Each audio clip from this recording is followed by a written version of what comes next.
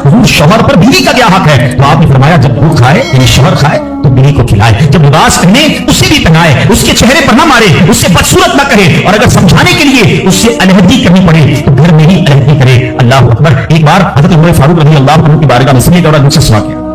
सैयदना उमर फारूक का कितना बड़ा नाम है, आपकी जलाल की, आपकी अदालत की मिसालें दी जाती, बड़े बड़े लोग आपके सामने थर-थर कांपते थे। हजरत उमर का हाल ये था, आपके घर में अंदाज क्या था? एक शख्स आया कि मैं हजरत उमर के पास जाऊं, बताऊं मेरी बीवी जो है मुझसे इस तरह बात करती है, और मेरा वो अंदाज नहीं होता जो शौहर के सामने होना चाहिए, होता है घरों में हो जाता है। हजरत उमर के दरवाजे पर पहुंचा ना, तो अंदर से उसे सैयदना उमर फारूक रज़ी अल्लाह तआला की ज़ौजा उम्मे कुलसूम रज़ी अल्लाह तआला की नाराजगी की आलम में गुफ्तगू करते हुए सुना, हजरत उमर से बात कर रही थी। तो वो शौहर सोचने लगा कि मैं तो अपनी बीवी की शिकायत लेकर आया था, हजरत के तो घर का भी मामला ही ऐसे है। वो कहते मैं वापस नहीं लगा, वो तो मेरे बुलाइए, क्यों आए? तो कहा कि मैं तो हजरत अपनी बीवी की शिकायत करने आया था, मगर मैं आपके दरवाजे पर आया, आपके घर का माहौल देखा तो मैं समझ गया हम दोनों एक ही मामले में हैं, आपका भी वैसे ही हाल है।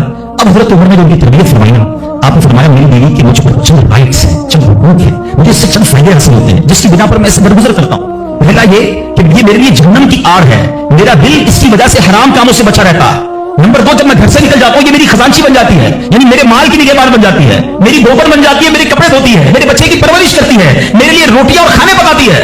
तो वो शख्स कहता है सारे फायदे तो मुझे भी अपनी बीवी से हासिल है, तो मैं तो कभी दरगुजर से काम नहीं लेता। वो मुझे कहती मैं उससे लड़ना शुरू कर देता हूँ, कहता आज आपकी बात से नसीहत मिल गई, अब मैं अपनी बीवी की छोटी मोटी बातों को मैं भी दरगुजर कर रहा हूँ। कितनी प्यारी बात बताई, हम वो सारी बातें भूल जाते हैं, एक गलती पर पकड़ लेते हैं, एक गलती पर डांटते हैं, हर गलती पर जनाब ऐसा नहीं होता, हर गलती की सजा सजाए मौत नहीं होती है, हम गलतियां नहीं करते।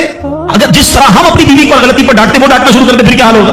तो ऐसा वो भी दिल रखती है, हमने किसी इंसान से शादी की है, कंप्यूटर से नहीं की, ठीक है ना? तो कंप्यूटर भी आजकल वायरस आ जाता है, तो वो तो इंसान है, गलती हो गई, कोई बात नहीं। तो सुभान अल्लाह, इतना प्यारा मजहब है। और अब आओ, इस्लाम ने औरत को जो एक और रूप दिया है, एक और मकाम दिया है, वो मकाम माँ का मकाम दिया है, और माँ के कदमों तले जन्नत फरमाया। माँ का क्या मकाम दिया कि माँ को मोहब्बत की निगाह से देख लो तो हुज्जे मकबूल का सवाब है। अच्छा, इस्लाम की तालीमात की जो बुनियाद है, जो माखज है, जो मर्जा है, जिसके जरिए से हमें इल्म और फजल की नहरें जारी होती है, वो कौन सी किताब है? वो कुरान मजीद। कुरान मजीद की सबसे बड़ी सूरत कौन सी है? सूरह बकरा। अब तक समझिएगा माँ का मकाम कैसा। कुरान पाक की सबसे बड़ी सूरत सूरह बकरा, और सूरह बकरा, बकरा किसको कहते हैं? गाय को।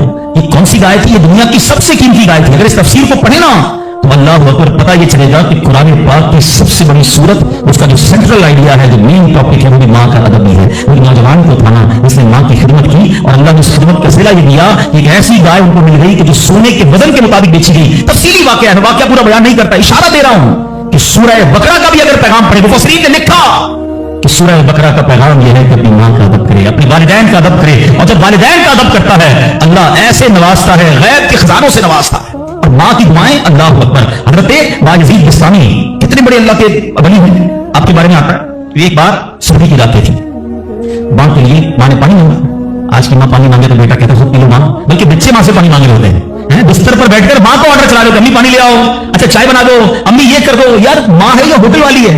अब तो बूढ़ी हो गई ना माँ, अब तो तुम्हारी बारी है कुछ माँ की खिदमत करो, कभी खुद खड़े होकर पानी पिलाओ, कभी खुद खड़े होकर माँ को कोई चीज पेश करो, अब भी माँ को ऑर्डर देना है। मगर कमाल है माँ कि बेटा जवान हो गया, माँ बूढ़ी हो गई, खिदमत से फिर भी उसका जीना चाहती है, फिर भी उसकी खिदमत करती है। नाश्ते में ये खाना है बेटा, दोपहर को क्या खाओगे? अल्लाह अकबर। भाई इस्लामी से माँ ने पानी मांगा, अब कहते थोड़ी रात थी, पानी लेकर माँ के पास गई, माँ की आंख लग गई। हम जैसा तो होता हूँ बिस्तर के किनारे गिलास रखता, खुद भी सो जाता, सर्द रात थी, सारी रात पानी का गिलास लेके खड़े रहे, पता नहीं कब माँ की आंख खुल जाए, कब पानी की जरूरत हो। तो माँ की आंख खुली ना तो पानी थोड़ा सा ना आपकी उंगलियों पर लग गया था, तो वो बर्फ हो गया था, इतनी ठंडी रात थी कि पानी बर्फ बन गया था। तो अब माँ ने जब पानी मांगा तो इस गिलास को डिटैच किया, गिलास को अलग किया ना तो खून निकलने लगा जल्दी से। तो माँ ने कहा कि बेटा ये क्या हुआ? मैंने खूब बैठा देखा, तो सारी बात बताई कि माँ हमने पानी लेकर आया, आप आराम कर रही थी, मैं खड़ा रहा, अब आपने पानी मांगा तो बर्फ बन गया था। तो माँ ने क्या कहा? मैं इससे राजी हूँ तो भी इससे राजी हो जा। माँ तो भी से दुआ लगी ना, बायजीद बिस्तामी बन गए, वो अल्लाह के वलियों में बहुत बड़ा मकाम उन्होंने हासिल कर लिया। देखिए अच्छा, आप हो सकता है किसी को शैतान सवाल को दिमाग में डाल ही देता है ना कि यार ठीक है मेरी माँ भी तो दुआएं देती है। देखिए एक माँ तो माँ ही होती है, माँ को तंग करो फिर भी उन्होंने उसकी जबान से दुआ ही निकलती है। एक दुआ वो है कि आप माँ से कहीं ना माँ दुआ दे, एक दुआ वो है कि आप कहीं ना माँ को खिदमत ऐसी करें कि माँ के दिल से दुआ निकले। हाँ, आपको बगैर बताए आपका वालिद आपको दुआ दे, आपकी माँ आपको दुआ दे, वो दुआ जो है ना, हाँ किताबों में लिखा कि वालिदैन की दुआ औलाद के हक में कबूल होती है। हाँ, अगर दिल से दुआ निकले ना तो माँ बाप दुआ देते और वो भी दिल से दुआ देते, फिर तो कैसा मर्तबा है। اور سبحان اللہ ماں باپ کے بارے میں کتابوں نے یہاں پر لکھا کہ بیٹا باپ کے ساتھ ایسے رہے جیسے غلام آقا کے ساتھ رہتا ہے. تو باپ سے زیادہ خدمت کا حق کس کو کہا گیا؟ تو ماں کو کہا گیا. تو اب سوچیں کہ ماں کے کتنے حقوق بیان کیے اسلام نے. تو مبارک ہو ان خواتین کو, ماشاءاللہ ہمارا اسلام کس کس موقع پر عورت کے کیسے حقوق بیان کرتا ہے. اور سبحان اللہ ایک بار نبی پاک علیہ السلام سے سوال ہوا, سوال کرنے والے نے بھی کتنا پیارا سوال کیا, اور یہ حدیث بخاری کی حدیث ہے. اللہ کے نبی علیہ السلام سے عرض کیا, حضور میرے حسن اخلاق کا سب سے زیادہ حقدار کون ہے, کون ڈیزرونگ ہے, سب سے زیادہ مجھے کس کے ساتھ اسے اخلاق کرنا ہے. حدیث کا خلاصہ نبی پاک نے فرمایا میری ماں. پھر پوچھا حضور اس کے بعد سیکنڈ, فرمایا میری ماں. کہ حضور اس کے بعد, فرمایا میری ماں. 3 بار. اس کے بعد فرمایا میرا والد. اچھا اب یہاں یہ حدیث تو پوری ہو گئی, مگر سبحان اللہ اچھا کوئی نارمل آدمی حدیث, لوگ کہتے ہیں نا بھائی کسی مفتی صاحب کی کیا ضرورت ہے, تفسیر کی کیا ضرورت ہے, خود ہی قرآن پڑھ لو, خود ہی حدیث پڑھ لو. آج کے دور میں کوئی نارمل آدمی حدیث پڑھے تو خدا نہ خاصہ اس کا رزلٹ کیا لے گا؟ چلو بھائی والد کو پوچھنا ہی نہیں ہے, 3 بار ماں کا فرمایا نبی پاک نے, ماں کی خدمت کرو, ابا کو ڈالو سائڈ پہ. نہیں, اب اس کی انٹرپریٹیشن پڑھنا ضروری ہوگی, اب اس کی تفسیر اور اس کی شرح پڑھنا ضروری ہوگی. اللہ اکبر, علماء کی شان دیکھیں. پہلے تو علماء نے یہ ڈیبیٹ کیا کہ نبی پاک نے 3 بار ماں کیوں کہا, 1 بار والد کیوں کہا, کیونکہ اللہ کے نبی کی زبان سے جب بھی جو نکلا وہ حق نکلا, وہ ایسی فضول کوئی بات نہیں ہوتی. ہر بات جو ہے وہ بڑی لاجیکلی, بڑی ڈیٹیل, اور اللہ اکبر وہ اللہ کی طرف سے عطا ہوتی ہے. سیدنا اعلیٰ حضرت فرماتے ہیں نا, وہ دہن جس کی ہر بات وحی خدا, چشمہ علم و حکمت پہ لاکھوں سلام, وہ زبان جس کو سب کن کی کنجی کہیں, اس کی نافذ حکومت پہ لاکھوں سلام. علماء کہتے ہیں 3 بار جو ماں کہا ہے نا, ایسے نہیں کہا. ماں کے بچے پر 3 احسان ہیں. نمبر 1, ماں بچے کو پہلے ماں اپنے پیٹ میں پالتی ہے, اس کے جسم میں کتنی تبدیلیاں ہوتی ہیں, کتنی تکلیفیں وہ اٹھاتی ہے. نمبر 2, جب پیدائش ہوتی ہے, رائٹ دا ٹائم آف پیدائش, بالکل موت کے قریب سے ہو کر آتی ہے, شدید درد اور ایسی کیفیت ہو جاتی ہے کہ کئی لوگ دنیا سے چلے بھی جاتے ہیں. اور تیسری ماں مہربانی کیا کرتی ہے کہ اپنے بچے کو پالتی ہے. تو ماں 3 احسان کرتی ہے بچے پر, اس لیے 3 بار ماں کہا. اور ان تینوں احسانوں میں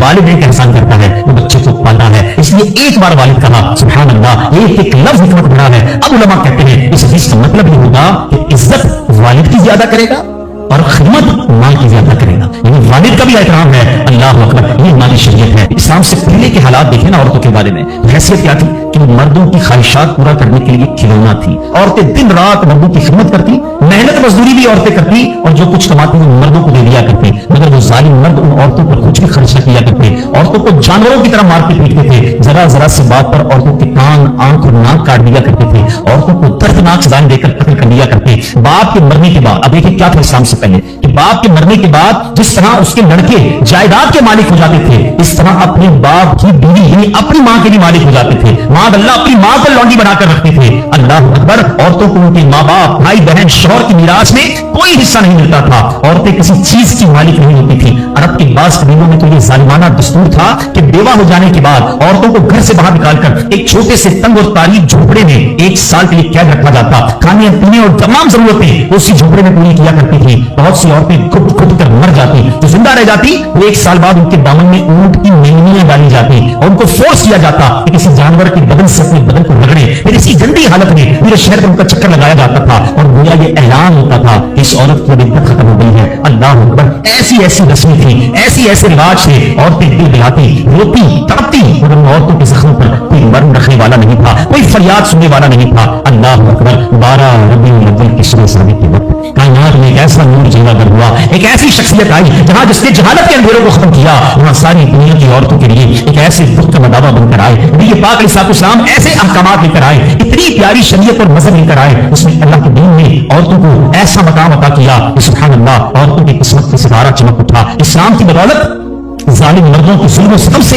کچلی اور روندی ہوئی عورتوں کا درجہ اس قدر بلند ہوا کہ عورت معاملات زندگی اور موت کے ہر مرحلے پر عورت کو باوقار مقام حاصل ہوا. مردوں کی طرح عورتوں کے بھی حقوق جو ہے وہ بیان کیے گئے, عورتوں کی حفاظت کے لیے احکام خداوندی نازل ہوئے, عورتوں کو مالکانہ حقوق مل گئے. عورتیں اپنے مہر کی رقموں, اپنی تجارتوں, اپنی جائیدادوں کی مالک بنا دی گئی, اپنے ماں باپ, بھائی بہن, اولاد اور شوہر کی میراثوں کی وارث کرا دی گئی. الغرض وہ عورتیں جو مردوں کی جوتیوں سے بھی زیادہ ذلیل و خوار تھیں, انتہائی مجبور اور لاچار تھیں, مردوں کے دلوں کا سکون اور ان کے دلوں کی ملکہ بن گئی. چنانچہ قرآن مجید صاف لفظوں میں خواتین کے, عورتوں کے حقوق بیان کرتے ہوئے ارشاد فرماتا ہے, بسم اللہ الرحمن الرحیم, خلق لکم من انفسکم ازواجا لتسکنوا الیہا وجعل بینکم مودۃ ورحمہ. قرآن کہتا ہے تمہارے لیے تمہاری جنس سے جڑے بنائے کہ ان سے آرام پاؤ اور تمہارے آپس میں محبت اور رحمت رکھی. اب کوئی مرد نہ عورتوں کو مار پیٹ سکتا ہے، نہ ان کو گھروں سے نکال سکتا ہے، اور نہ کوئی ان کے مال و اسباب یا جائیدادوں کو چھین سکتا ہے، بلکہ ہر مرد پر مذہبی طور پر عورتوں کے حقوق ادا کرنے لازم ہیں۔